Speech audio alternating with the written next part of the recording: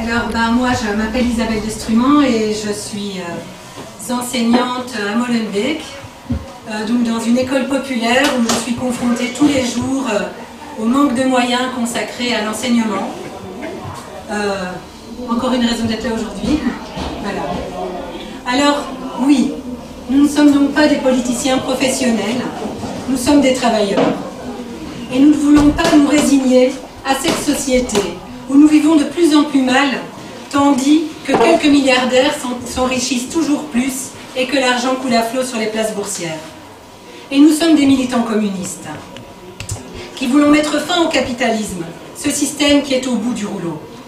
La classe capitaliste, qui détient les grandes entreprises et les banques du monde, a développé des moyens et des connaissances extraordinaires, comme l'humanité ne les avait jamais connus auparavant. Et pourtant, elle est incapable de résoudre le moindre problème qui se pose à l'ensemble de l'humanité. Au contraire, le fonctionnement de son système, qui repose sur la recherche du profit, l'exploitation et la concurrence, est la cause des inégalités, des crises, des guerres, de la destruction de la planète.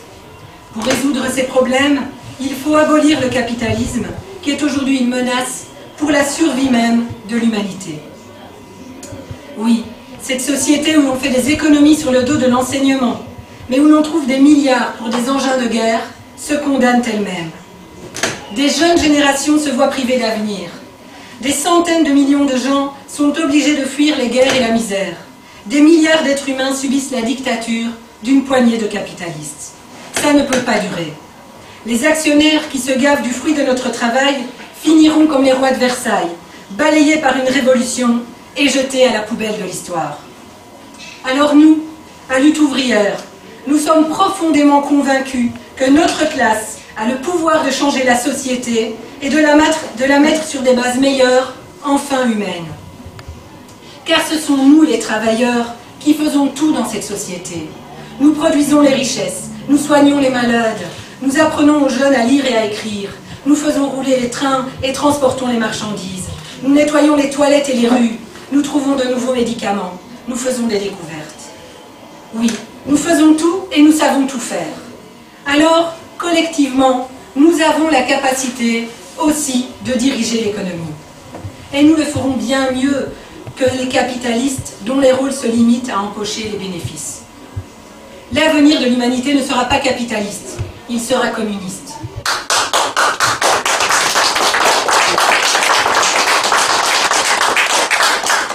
Alors cela peut sembler bien loin des élections, mais justement, les luttes, les révolutions, ça se prépare d'abord dans les têtes et dans les consciences.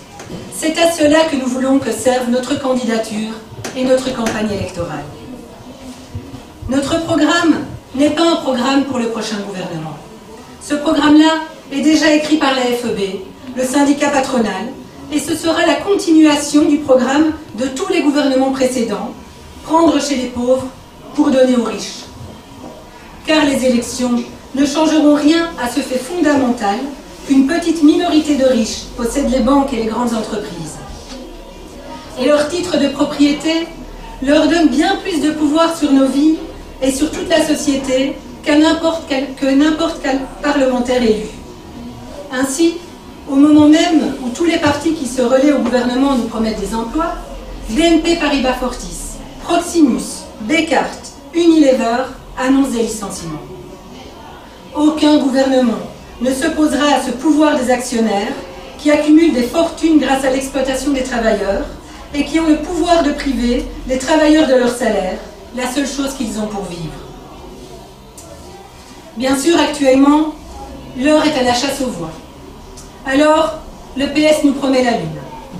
Un emploi pour tous, une pension minimum à 1 500 €, des repas gratuits et bio pour tous les enfants, même un impôt sur la fortune. Et en plus, il va sauver le climat.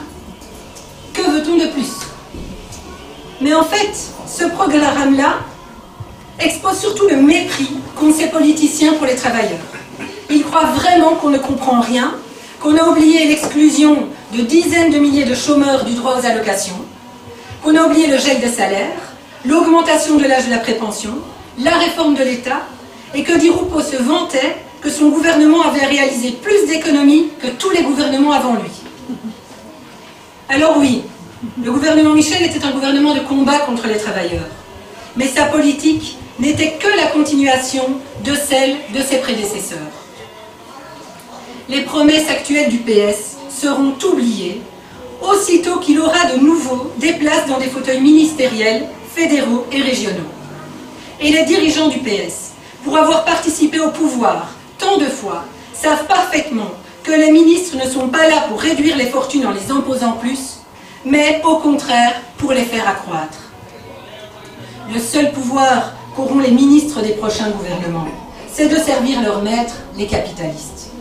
Et les mêmes qui nous promettent des emplois aujourd'hui se feront licencieurs quand il s'agira de réduire les dépenses en faisant des économies sur les services publics pour pouvoir baisser encore les impôts des sociétés ou simplement en faisant payer les intérêts de la dette des banquiers. Depuis 40 ans, les programmes d'austérité se suivent et se ressemblent. Ce sont des économies sur tout ce qui est utile à la population, tandis que les grandes entreprises payent de moins en moins d'impôts, que les grandes fortunes ne contribuent à rien. Tous les cadeaux au patronat se sont faits au nom de l'emploi. Ils devaient inciter les patrons à embaucher, remettre l'économie sur les rails. Mais les actionnaires ont pris l'argent et puis ils ont licencié quand même.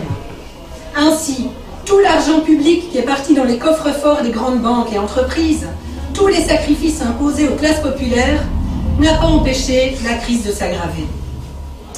Oh, pour les actionnaires des grandes banques et entreprises, ça va bien. Le montant des dividendes versés par les grandes entreprises a doublé en 10 ans dans le monde. Et les grandes entreprises belges sont d'ailleurs parmi les meilleurs payeurs de dividendes. Les richesses se concentrent toujours plus dans quelques mains, au point qu'aujourd'hui, 26 milliardaires possèdent autant que la moitié la plus pauvre de l'humanité. Et cet argent n'est pas investi dans les emplois. Les capitalistes mettent toujours l'argent là où il rapporte le plus et le plus rapidement. Mais justement, quand on réduit des régions entières au chômage, des continents entiers à la misère, quand même des travailleurs ayant un salaire doivent faire appel au CPS pour s'acheter des lunettes ou payer leur mazout, les chances d'écouler les marchandises produites diminuent. Alors, des montants toujours plus astronomiques de capitaux sont investis dans la spéculation. Ainsi, des milliards ont été dépensés pour sauver les banques. Et il manque aujourd'hui dans les services publics et la sécurité sociale. Il manque pour payer les pensions, les soins, l'éducation. Mais ces milliards n'ont eu d'autre effet que de gonfler encore plus les flots spéculatifs et de préparer le prochain krach boursier. Un krach dont tous les experts économistes disent qu'il est imminent. Mais ce ne sont pas les experts qui peuvent stopper les capitalistes. Car si leur course au profit les mène à l'abîme, et toute l'humanité avec eux, chacun de ces capitalistes espère être celui qui raflera la mise. D'immenses richesses sont créées par les travailleurs du monde entier. Des ouvrières du textile au Bangladesh, aux enfants mineurs d'Afrique qui extraient de la terre les minerais pour les batteries, ainsi que par les employés des banques et les caissières du supermarché ici. Mais plutôt que de servir au progrès de l'humanité, ces richesses sont détournées et accaparées au profit des capitalistes et se transforment en la pire menace pour notre existence. La seule réponse de la classe capitaliste et des gouvernements à son service face à la crise de leur système, c'est de faire payer toujours plus les travailleurs pour maintenir, voire augmenter leurs profits. Et par là même, ils aggravent encore la crise. Et cette crise prend aussi des formes politiques. Car les politiciens chargés de mettre en œuvre la politique de pillage des richesses par la classe capitaliste doivent bien trouver des prétextes, des coupables, pour justifier cette politique injustifiable. C'est même cela leur métier. Pour ce qui est des boucs émissaires, le choix des politiciens est vaste. Si les gouvernements disent qu'il faut diminuer les pensions, précariser les emplois, couper les vivres aux malades, privatiser les transports, c'est à cause de l'Europe, à cause de la concurrence de l'Allemagne, des pays de l'Est, à cause des robots, à cause de la Chine, à cause des Wallons, à cause des Flamands, à cause des migrants. Mais jamais ces politiciens ne mettent en cause la rapacité de la classe capitaliste, à commencer par celle qui réside dans notre propre pays.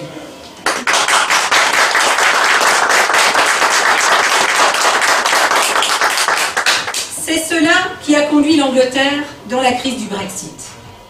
À force d'accuser l'Europe de tous les maux qu'il faisait subir à la population, pour dédouaner les capitalistes, les politiciens en place ont donné du crédit aux courants les plus nationalistes et poussé une fraction de la population à voter contre l'Europe. Mais pour les travailleurs, c'est un piège. Car si l'Europe est un organisme aux ordres de la grande bourgeoisie et des banques, les États nationaux le sont tout autant. Dans tous les scénarios possibles, Brexit négocié, Brexit dur ou finalement rester dans l'Union européenne, les grandes banques de Londres tireront leur marron du feu. Certaines grandes entreprises vont peut-être quitter l'Angleterre, qui aura quelques avantages en moins pour eux. Pour d'autres, le Brexit sera le prétexte de réclamer des milliards de compensations au gouvernement britannique, que celui-ci s'est d'ailleurs déjà engagé à payer. Dans un cas comme dans l'autre, la note sera pour les travailleurs. Non, les travailleurs n'ont pas à choisir pour ou contre l'Europe. Ils ont à combattre leurs exploiteurs. En Europe, comme dans chaque nation, ils ont à combattre le capitalisme.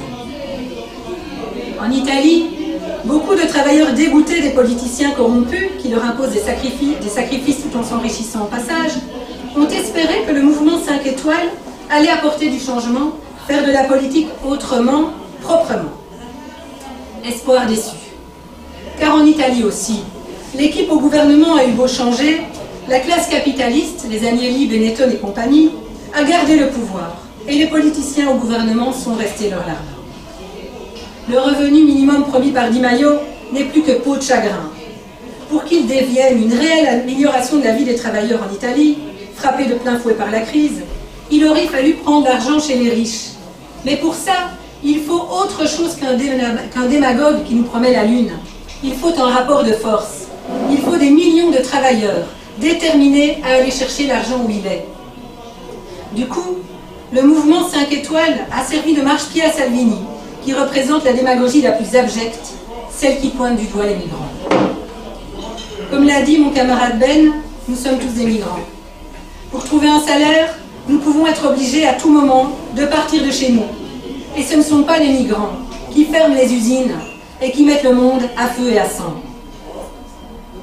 Les démagogues poussent à la guerre entre pauvres. Pour les capitalistes, c'est tout bénéfice, diviser pour mieux régner. Ce sont nos pires ennemis. Car en attaquant les migrants, ils attaquent une fraction de la classe ouvrière.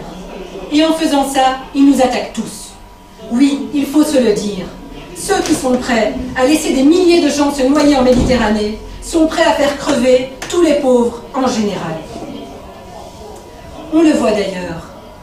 Ceux qui ont les mots les plus durs pour les migrants sont aussi ceux qui se montrent les plus déterminés à attaquer les quelques droits des travailleurs.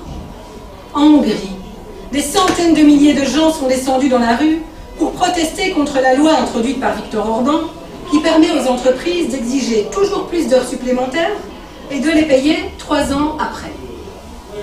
Et ici, c'est bien la NVA de Theo Franken qui se montre la plus combative pour détruire la sécurité sociale. Les nazis en herbe de Skildenvriend, qui évoluent dans son sillon, eux, seront prêts à utiliser la terreur contre tous ceux qui refusent le sort que leur réserve le système. Du migrant à la recherche d'un salaire et d'une vie meilleure, aux ouvriers en grève pour défendre leurs emplois. Alors, les migrants sont les frères de classe. Fuyant les guerres et la misère des pays pillés par les mêmes entreprises qui nous exploitent ici, ils ont autant, voire plus de raisons encore, de combattre ce système. Ils sont nos futurs frères de lutte, et c'est en tant que tels que nous devons leur tendre la main. C'est pour cela que nous réclamons la liberté de circulation et d'installation pour tous.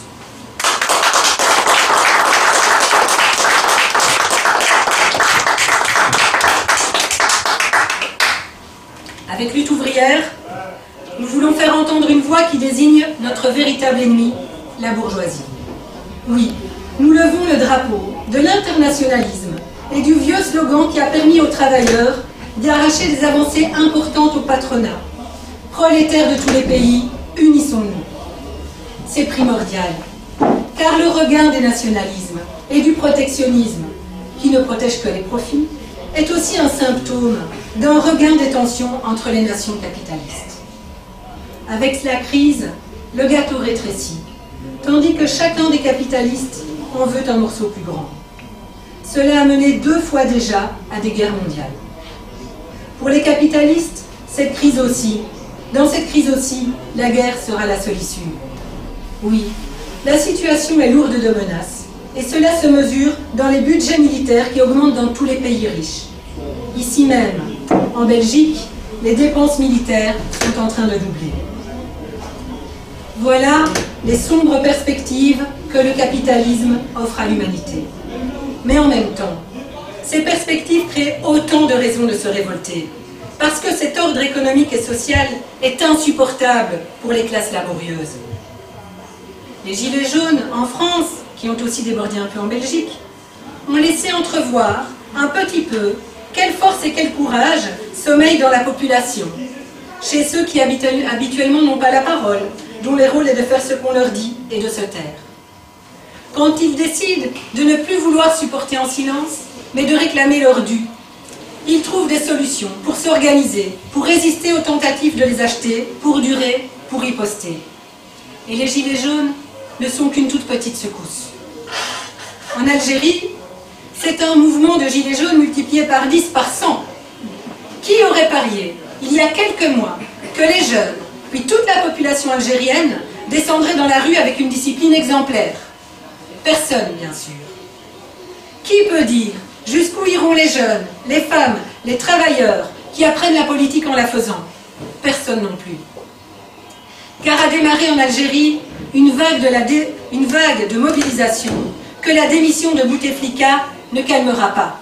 Au contraire, les travailleurs algériens se rendent compte de leur pouvoir en désorganisant les plans de ceux qui se cachaient derrière une momie qu'ils maintenaient au pouvoir pour préserver leurs privilèges. La momie est tombée, mais pour le moment les privilèges restent. Jusqu'à quand? C'est l'enjeu des manifestations, des occupations d'usines et de l'organisation à venir des travailleurs algériens. D'autres révoltes éclateront inévitablement. Les travailleurs y ont un rôle primordial à jouer, et il faut qu'ils en prennent conscience.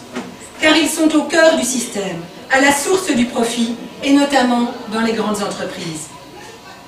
Des citoyens qui occupent des ronds-points, ça fait du désordre, et ça dérange le gouvernement.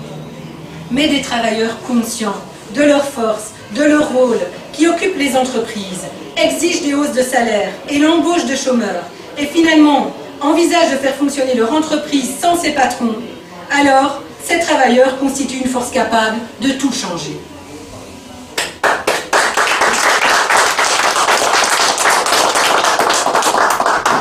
Le programme que nous défendons dans notre vie militante quotidienne, comme dans ces élections, c'est un programme de lutte.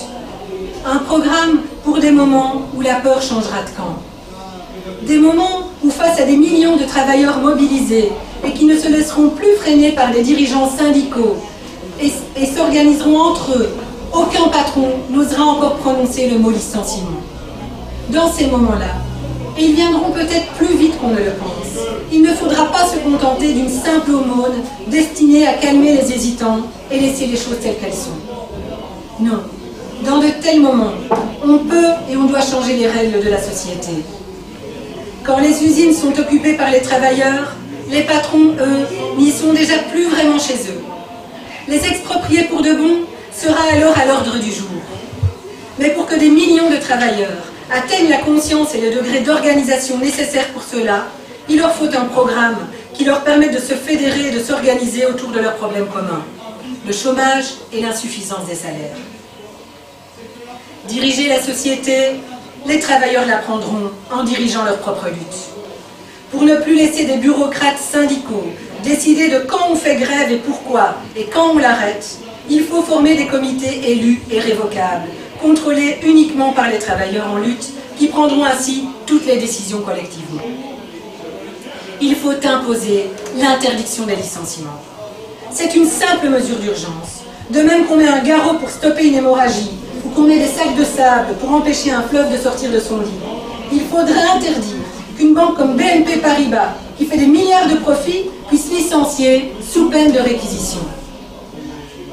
Il faut imposer l'augmentation des salaires et leur indexation sur les prix. Nous ne parlons pas du pauvre index que nous connaissons, manipulé, malmené, torturé qu'il est par les experts qui le contrôlent pour le compte des capitalistes. L'indexation des salaires signifie que les travailleurs eux-mêmes s'organisent pour recenser les prix et déterminer l'augmentation nécessaire. Il faut répartir le travail entre tous sans perte de salaire. C'est la seule réponse à cette aberration voulue par les capitalistes. Réduire toute une fraction des travailleurs au chômage tout en faisant travailler toujours plus ceux qui restent. Répartir le travail, cela implique de recenser le travail qui existe, les forces disponibles et les répartir. Et cela implique de lever le secret des affaires et se mettre à contrôler les comptes. Les travailleurs peuvent le faire, simplement en mettant toutes leurs informations en commun. Les caristes de la logistique voient ce qui rentre à l'usine. À l'expédition, ils voient ce qui sort. Dans les bureaux, des secrétaires préparent les factures et les virements pour les payer. Les travailleurs sont partout et collectivement, ils peuvent tout savoir. Des centaines de milliers de gens qui se réunissent sur les ronds-points se sont parlé de leur fin de mois, de leurs difficultés de vie. Et cela a fait qu'on en parle enfin. Les travailleurs qui occupent les usines se parleront de leurs conditions de travail. Ils pourront informer toute la population des malversations, des gaspillages pour faire des économies, de la pollution, des tricheries sur la qualité et où part l'argent. Alors, une gestion de l'économie où c'est l'intérêt du plus grand nombre qui sera pris en compte, au lieu du seul profit de quelques actionnaires, sera à portée de main. C'est alors qu'on pourra appliquer d'autres critères dans les décisions. Comment faire pour que tous les enfants mangent à leur faim et puissent développer leurs talents? Comment faire pour organiser la production de façon plus rationnelle et vraiment respectueuse de l'environnement? Comment faire pour répondre aux besoins immédiats et vitaux de toute l'humanité? Alors oui, je sais qu'on a du mal à imaginer tout cela. Mais qui aurait imaginé en octobre dernier de voir d'une simple contestation contre une taxe naître un mouvement que le gouvernement français, après 5 mois, n'a toujours pas réussi à tuer? Ça fait longtemps que la classe ouvrière n'a plus réussi à contester le pouvoir de la classe capitaliste. Et après tant de trahison, de perte de repères, les travailleurs se voient eux-mêmes comme des éternels vaincus. Et c'est sur cette démoralisation que misent les capitalistes et les démagogues nationalistes et xénophobes à leur service pour nous enchaîner derrière nos exploiteurs. Eh bien pas nous. Nous sommes convaincus que les travailleurs ont la force de changer la société. Voter pour notre liste, c'est dire cela. Non seulement dire non à ce système, mais aussi affirmer notre fierté d'appartenir à la classe sociale qui n'exploite personne et qui changera la société. Ce sera un vote à contre-courant, mais ce sera un gage pour les luttes à venir. Ces élections sont aussi l'occasion de se rassembler pour reconstruire un parti communiste. Aujourd'hui, un tel parti a principalement pour rôle de transmettre l'héritage politique acquis par les générations passées de travailleurs au travers de leurs luttes et des organisations qu'ils avaient construites. Demain, un tel parti communiste aura à diriger les luttes des travailleurs. Mais diriger au sens que lui donnaient Marx et Engels, puis Rosa Luxembourg, Lénine et Trotsky. C'est-à-dire mettre en avant la politique, les mots d'ordre et les moyens d'organisation que de plus en plus de travailleurs peuvent reprendre à leur compte pour renforcer leur lutte et finalement vaincre le capitalisme. Alors nous sommes riches du passé et l'avenir est devant nous. Eh bien, vive le communisme et vive la classe ouvrière.